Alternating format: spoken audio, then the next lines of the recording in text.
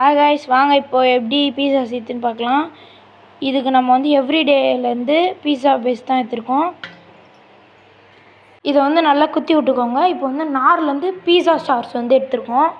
அதையும் தேவையான அளவுக்கு போட்டுக்கோங்க. நெக்ஸ்ட்டு நல்லா தேய்ச்சிக்கோங்க. இப்போ மில்கி மிஸ்ட்லேருந்து பீஸா சீஸ் எடுத்துருக்கோம். நெக்ஸ்ட்டு கேப்சிகம் உங்களுக்கு வேணுன்ற அளவுக்கு நீங்கள் எடுத்துக்கலாம். அதையும் அங்கங்கே வச்சுக்கோங்க. இப்போ நமக்கு தேவை வெங்காயம் உங்களுக்கு எவ்வளோ தேவையோ அரிஞ்சிக்கலாம். அதையும் எந்தெந்த இடத்துல எவ்வளோ வேணுமோ வச்சுக்கோங்க.